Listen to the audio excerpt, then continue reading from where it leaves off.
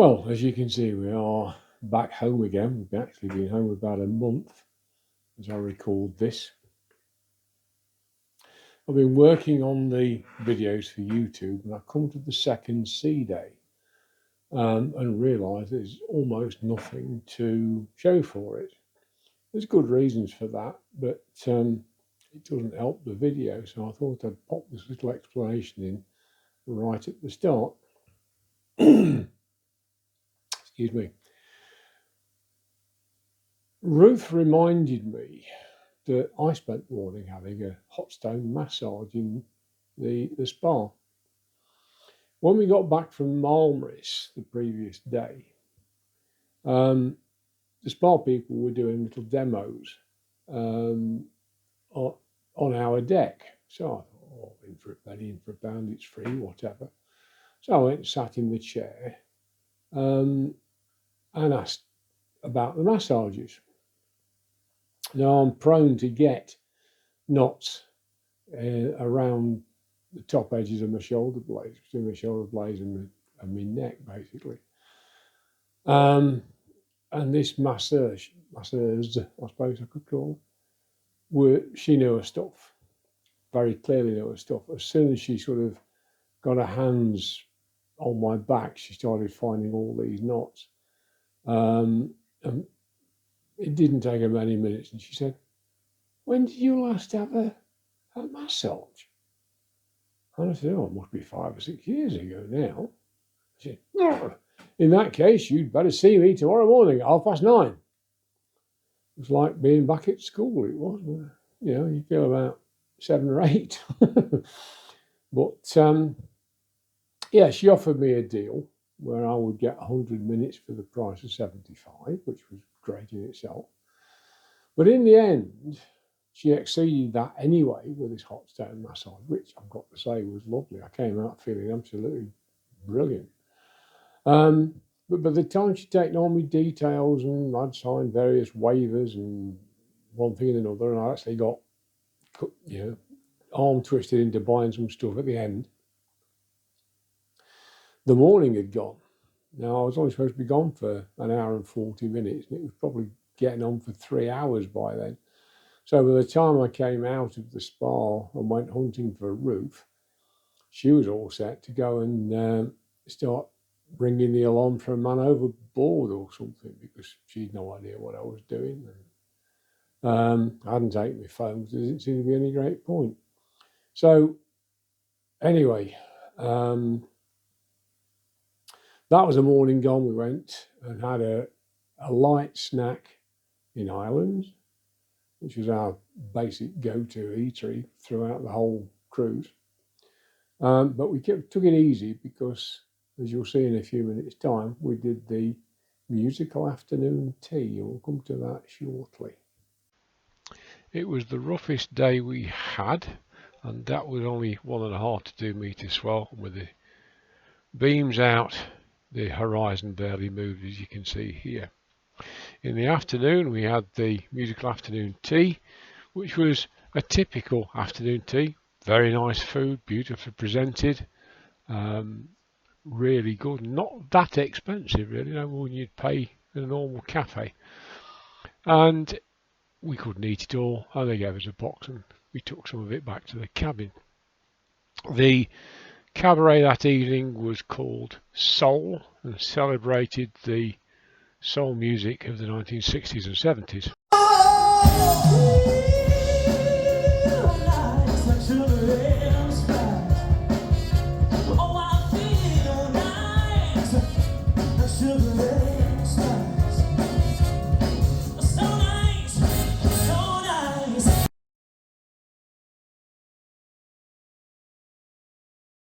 As we came into Piraeus, you could see sister ship Marella Explorer and Celebrity Equinox also berthed in Piraeus that day.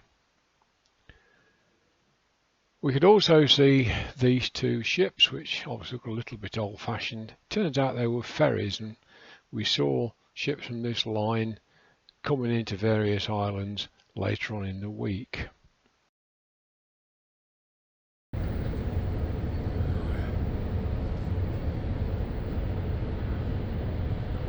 very busy commercial port.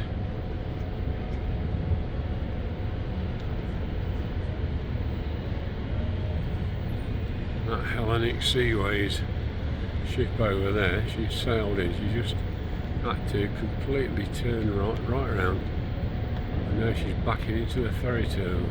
It's a very awkward manoeuvre.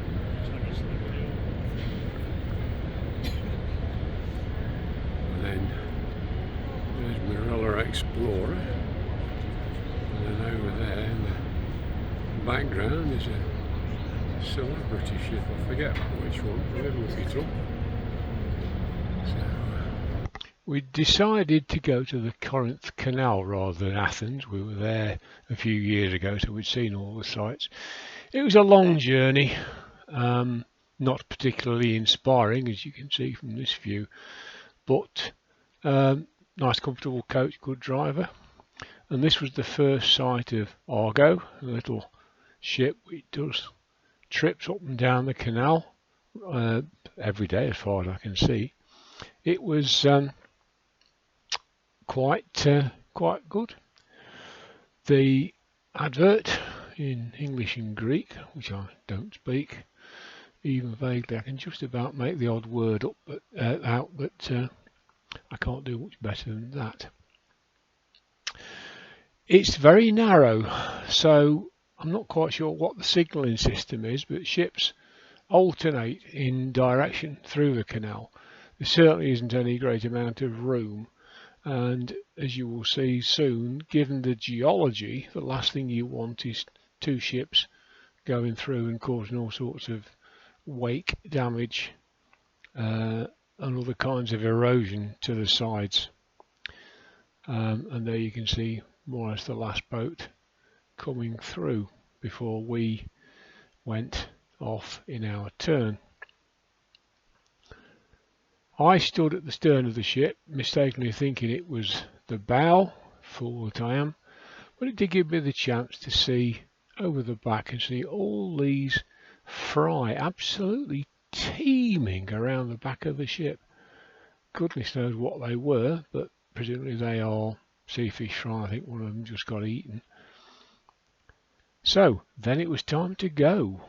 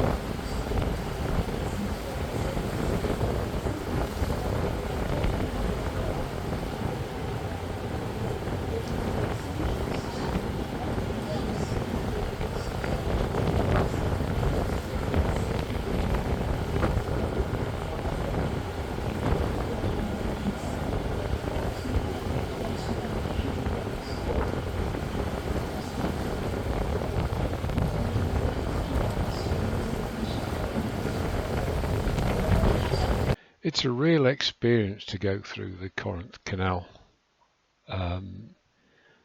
You feel so small up against those very deep walls. But I was quite often distracted, like here, by the geology. I'm a mining engineer, so this kind of thing is just tickles me every time. Especially from an engineering point of view. If you look back here, you can see how soft those sandy strata are and how much erosion's taking place. So anybody who gets a contract to maintain this must have a job for life, I'm sure.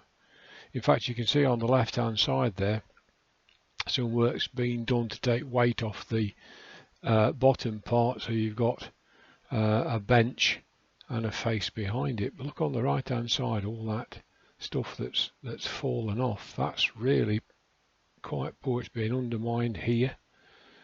So this is not stable, and you'll see shortly that they're having to do quite a lot of work to sort it out. There's a great chunk of it gone there. Presumably it's stable because they've not done anything else with it. But this really confirms what I've just been saying about how difficult it is to maintain this thing.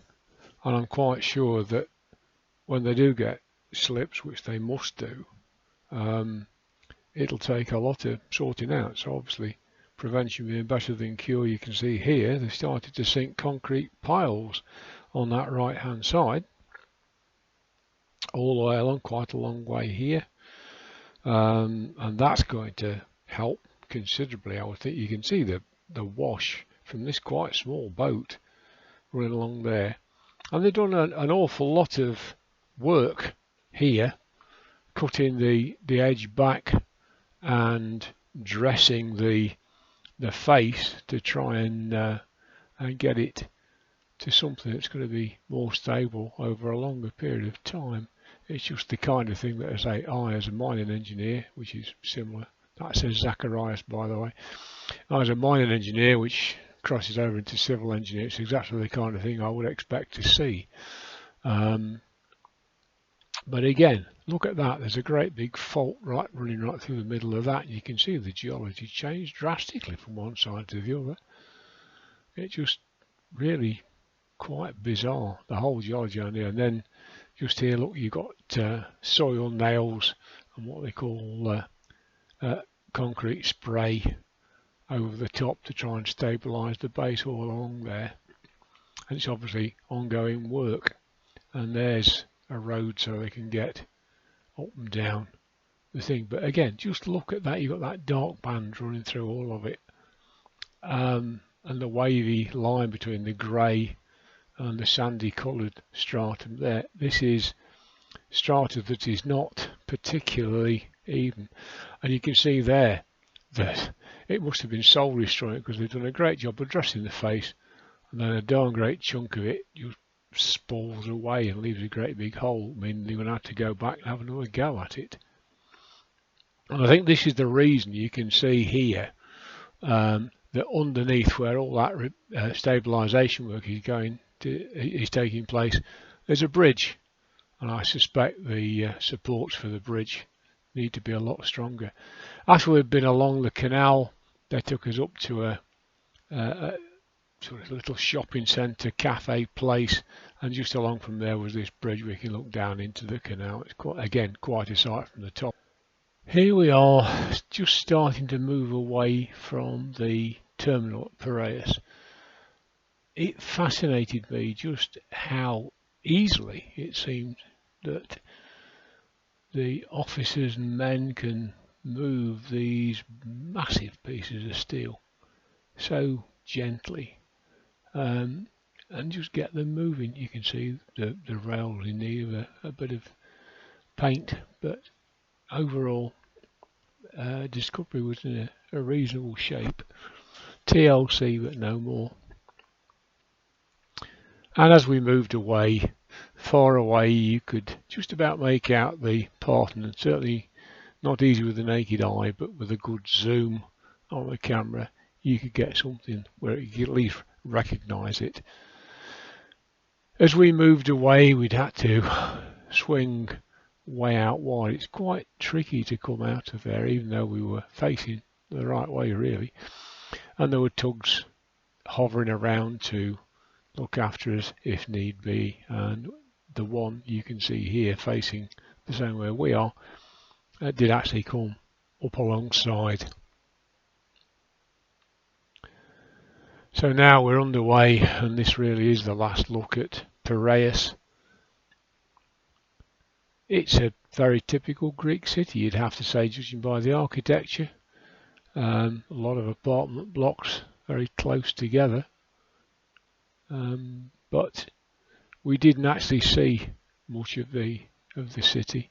There's Terminal C, where I think the Celebrity Equinox was moored, and up alongside that would have been where Explorer was moored. And when we got back to the cabin that night, we had a scorpion waiting for us on the bed. And yet again, really well done, really enjoyed that. You could really see the effort that had gone into it all the way through. There it is from the back.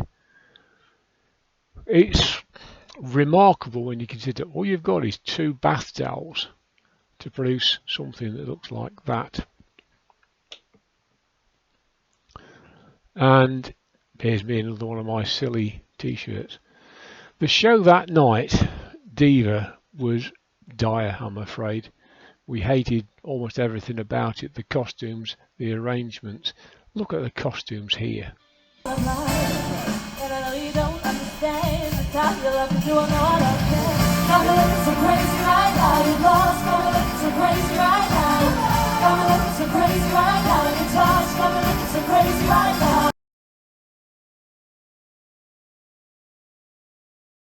So, just fold this back a bit.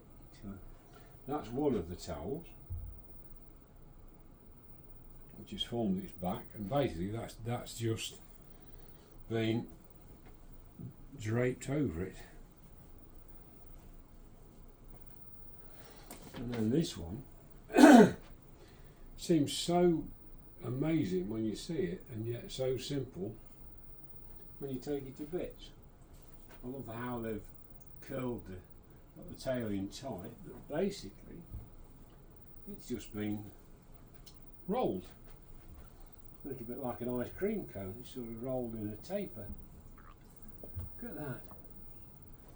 And lo and behold, just like that, just like magic, we have 2 bath towels again. What a remarkable thing.